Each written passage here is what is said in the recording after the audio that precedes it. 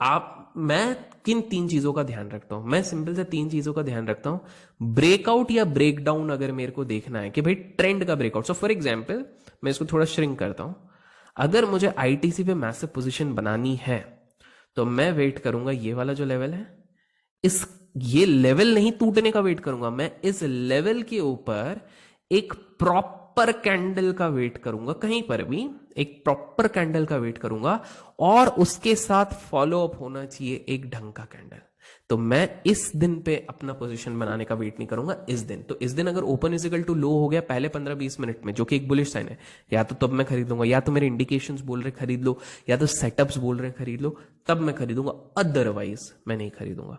अगर मान लो इधर एक प्रॉपर कैंडल करके नेक्स्ट कैंडल इसको तोड़ता है, क्या मैं शॉर्ट करूंगा? नहीं, क्योंकि एक प्रॉपर कैंडल ऊपर है। मैं अगेन फॉलो अप का वेट करूंगा। अगर वापस बेरिश आ गया, इसका मतलब भाई ये इस दिन फॉल्स ब्रेकआउट था। एंड यही चीज आप यहां पर देखोगे बार बार आईटीसी ने करा है। अब आपको कैंडल स्टिक्स का ये देखो, ये इम्प्रॉपर कैंडल ने तोड़ा था, लोग बाय करके घुस गए, यहां पे फंस गए। सेम ये एक बढ़िया कैंडल ने किया था, लेकिन वापस एक फॉलो अप इम्प्रॉपर कैंडल बन गया। थर्ड कैंडल ने गारंटी दे दी कि भाई ये यहां का लिए बना ही नहीं है। इस कैंडल ने बनाया, एक प्रॉपर कैंडल बना। अगर आप बाय करते, अगले कैंडल में आपका स्टॉप लॉस हिट हो जाना है, या फिर नेक्स्ट कैंडल में हिट हो जाना है। तो एक चीज हमेशा याद रखिए कि instead of getting messed up with the names, आप 2-4 चीजें याद रखो। अगर सपोर्ट के पास में इस तरह का कैंडल बना तो हाई प्रोबेबिलिटी होती है रिवर्सल की। रेजिस्टेंस में इस तरह का कैंडल बना तो एक रिवर्सल की प्रोबेबिलिटी होती है, लेकिन हमेशा एक फॉलो अप कैंडल का हर जगह पे वेट करो आप। हमेशा एक फॉलो अप मतलब अगले कैंडल का, always wait for a follow up candle. Second चीज आप याद रखो कि प्रॉपर कैंडल्स ब्रेकआउट्स जब देते हैं तो उनकी प्रोबेबिलिटी ऑफ गोइंग अप और डाउन इज हायर। जैसे कि अगर मान लो अडानी पावर पे recently while I am recording, तो अगर मैं सिर्फ कैंडल स्टिक्स के बारे में बात करूं तो just give me a second, where is the drawing tool? या सो ये एक प्रॉपर ब्रेकआउट था, देखिए फॉलो अप उसके साथ किया, लेकिन ये एक इम्प्रॉपर कैंडल बन गया। तो ideally even if you are long at any point of time, short term के लिए तो आपको एग्जिट करना है, अगला भी improper, and this improper being followed by a proper bearish candle is already showing कि कुछ गड़बड़ है। उसके बाद सर्किट लगा, ये एक प्रॉपर कैंडल बना, इसका मतलब कहीं ना कहीं बाउंस बैक आ सकता है, एक गैप अप हो गया, बट ये अगेन एक इम्प्रॉपर कैंडल। सो इम्प्रॉपर कैंडल मतलब एक सरलता से मैं बता दूं कि जिसका विक उसकी बॉडी से कंपैरेटिवली बड़ा है, ऐसा आप समझ लो तो याद होगा। तो this is it a proper और improper candle? This is an improper. So ये आपका ट्रेडिंग डिसीजन नहीं बनाता। और प्रॉपर कैंडल्स आप देखोगे इस ट्रेंड में अभी तक पावर में एटलीस्ट नेगेटिव बनते जा रहे हैं। अभी एज वी टॉक एक तरीके का पॉजिटिव बन रहा है, but again what will wait is a follow up candle. And अभी मैं अगर नॉर्मल चार्ट भी देखता हूं तो मेरा सपोर्ट करीब करीब इस जोन में बन रहा है। मेरे को इसके लिए, सॉरी ये लाइन थोड़ा वो हो गया, बट आप समझ जाओ ये वाला रेंज। तो मैं एक सिंपल से कहूंगा कि मेरे को अगर अडानी पावर पे अभी फ्रेश लॉन्ग बनाना है तो I will wait for a proper candle above 100 with a follow up candle. ये सिंपल सा गेम है। तो अब आप लोग बोलोगे सर ड्रैगन फ्लाई डोजी ये वो नाम जान के आपको कुछ नहीं मिलेगा। इनफैक्ट यही चीज आपकी काम करेगी even when you are using any, let's say market में सबसे ज्यादा चलता है 200 डे या 100 डे का मूविंग एवरेज, ठीक है? तो मार्केट में जो चीज चलता है उसी का अपन एक बार देख लेते हैं।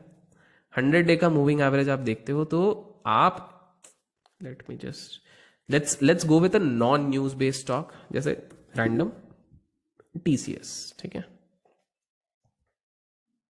व्हाट डिड आई से? ये आपको सपोर्ट एंड रेजिस्टेंस में हेल्प कर रहा है। देख रहे हैं, ये एक प्रॉपर बॉडी आई है, लेकिन प्रॉपर बॉडी ने इसको ब्रेकआउट या ब्रेकडाउन कुछ नहीं किया, कोई बड़ा लेवल नहीं टूटा है, उसके बाद यहां से पलट गया। This is again and again taking support, this is again and again taking. यहां पर इम्प्रॉपर बॉडी है, इसका मतलब ब्रेकआउट नहीं हुआ, ब्रेकआउट यहां पर हुआ, वापस इम्प्रॉपर बॉडी। तो अगर आपका प्रॉफिट हो रहा है तो यहां पे निकल जाओ, support support support support, improper body proper body, फिर improper body.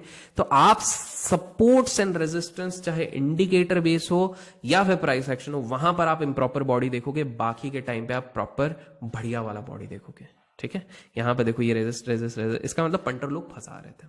So that is over here. अब कलर का सिग्निफिकेंस, काफी लोग बोलते ग्रीन मतलब बुलिश, रेड मतलब बेरिश, बस अगर रेड बन गया तो सेल कर दो। तो मेरा एक उनसे सवाल होगा कि भाई रेड तो यहां पे भी बना था, तो फिर क्यों नहीं सेल किया? अगले दिन तो आपका स्टॉप लॉस हिट हो गया, है ना?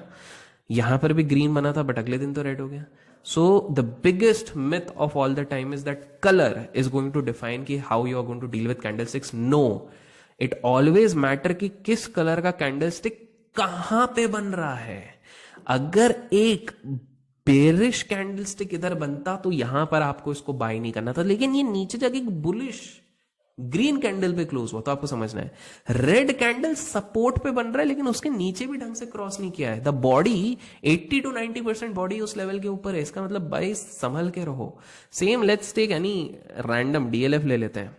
सो अगर मैं डीएलएफ देख रहा हूं तो मुझे एक दिख रहा है कि इधर एक रेड कैंडल बना है, बॉडी नीचे आई है.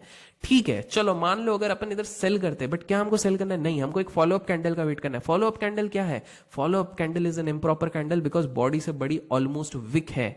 तो वेट करेंगे, अगला भी इनफॉर्मल, फिर उसके बाद एक प्रॉपर बुलिश. ये क्या साइन दे रहा है कि बॉस इधर ट्रैप करके वापस ऊपर निकल गए.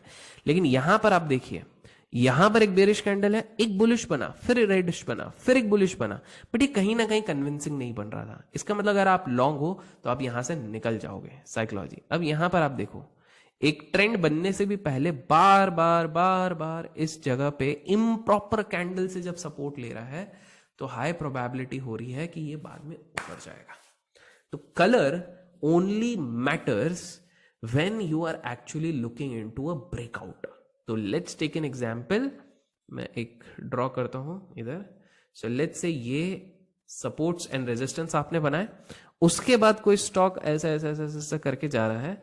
अब यहां पर जब वो तोड़ता है और एक बुलिश ग्रीन कलर का कैंडल बनता है जिसका फॉलो अप भी अगेन एक ग्रीन कलर का एक कैंडल होता है, तो एक तरह से हम कह सकते हैं कि ये जो कंसोलिडेशन फेज था वहां पे ट्रेंड चेंज हो गया.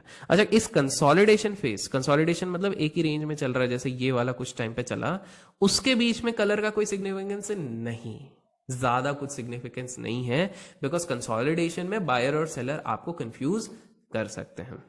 सो टाइम फ्रेम्स. अब क्वेश्चन आ जाता है कि मैं टाइम फ्रेम्स कौन से प्रेफर करता हूं, तो मैं आपको इधर सिंपल सा बता देता हूं. Let me just remove the drawing. So मेरा हमेशा से एक चीज मानना है कि अगर आप प्राइस एक्शन वाले ट्रेडर हो, अगर आपको ट्रेंड लाइंस बनानी है, आपको ये बनाना है, तो छोटे time frame 1 minute 1 minute 5 minutes में भी जाने का कोई सेंस नहीं बनता. मिनिमम आप 15 मिनट रखो minimum. But my preference when I am trying to play swings is hourly candles, daily candles, and sometimes just to know the trend weekly candles. That's it. तो वीकली कैंडल मुझे एक चीज बता रही है यहां पे डीएलएफ में कि बॉस ये इस कैंडल ने इस रेंज को तोड़ने की कोशिश तो करी, ऊपर गए, बट यहां पर एक विक बन रहा है इम्प्रॉपर कैंडल. तो अभी मैं नए बाय करने से पहले वेट करूंगा 350 के ऊपर एटलीस्ट वीकली क्लोज हो जाए. That is what I will be waiting for. Daily candle मुझे जो कहानियां बता रहा है, सो डेली कैंडल मुझे यहां पे बता रहा है कि बॉस ऊपर से आके यहाँ पे थोड़ी सेलिंग आई, लेकिन ये वाला रेंज है जहां पे थोड़ा सा सपोर्ट लेने की कोशिश कर रहा है. अगर मुझे एक बाय लेना है तो 324-23 का स्टॉप लॉस लेके मैं यहाँ पे बाय ले सकता हूँ. Disclaimer, it is not a buy और sell recommendation, I am just telling you कि क्या किया जा सकता है. डेली कैंडल मुझे यहाँ पर ये भी बता रहा था कि ये यहाँ पे रेजिस्ट किया, ये यहाँ पे पलटा, ये यहाँ पे रेजिस्ट किया, इम्प्रॉपर कैंडल, लेकिन एक प्रॉपर कैंडल ने ब्रेकआउट दिया है. फॉलो अप कैंडल भी सही है, तो मैं कुछ दिन के लिए बाय कर सकता हूँ और पैसा बना सकता हूँ. तो हमेशा याद रखो, अगर आप स्विंग ट्रेड कर रहे हो, my suggestion would be hourly, daily and weekly just to say the trend. अगर आप स्विंग कर रहे हो, इंट्राडे कर रहे हो, I am not talking scalp, अगर आप इंट्राडे कर रहे हो, my time frame goes to 5 minutes and max 10 minutes. मैं 15 मिनट्स नहीं जाता हूं, काफी सारा एक्शन हो चुका रहता है वहां पे. तो 5 या 10 minutes, nothing less than that. If I am doing scalp then 1 and 3 minutes, but my recommendation to all the people who are new to scalp, at least 3 minutes का आप टाइम फ्रेम रखेंगे. तो time frame as simple as that. अगर आप now you will ask you 15 minute क्यों नहीं करें, क्योंकि बहुत सारा एक्शन हो जाता है. 5 मिनट के नीचे इंट्राडे क्यों नहीं जा रहे, क्योंकि कंफ्यूजिंग कैंडल्स और विप शॉट्स बहुत ज्यादा आ जाते हैं इसलिए. सो नाउ कुछ क्विक 3 मिथ्स. पहला मिथ है कि कैंडल प्रेडिक्ट कर देता है रिवर्सल. नहीं, हमने अभी देखा प्रोबेबिलिटी ऑफ रिवर्सल बताता है, आपको फॉलो अप कैंडल देखने पड़ेंगे. Candles on 1 minute are accurate, it's complete bullshit. सबसे ज्यादा विपशॉस उधर ही आते हैं. पोस्ट मार्केट बताना सब कुछ बहुत आसान होता है, किसने क्या यूज किया है नो वन नोस. ठीक है, तो मेरे हिसाब से 1 मिनट या 2 मिनट्स नहीं करना चाहिए, एटलीस्ट 3 मिनट्स करना चाहिए। एंड एक और जो मिथ चलता है वो ये कहता है कि भाई ब्रेकआउट के साथ एक बहुत तगड़ा वॉल्यूम हो गया इसका मतलब आप बाय कर लो। नहीं, हमेशा याद रखो the rule is you have to wait for a follow up candle. Now guys I know आप में से काफी सारे लोग सोच रहे हैं बस इतना, बट यही चीज जब आप प्रैक्टिकल, अब आपको कैंडल्स का देखने का नजरिया बदलेगा, your view of watching candles would change. So now when with this particular way you start viewing candles in this format, that is going to help you out. So I'll soon upload another video in this course. Till then, अच्छा, keep learning, keep growing, keep investing and keep trading. वैसे YouTube वाला है but ठीक है, बोल देते हैं।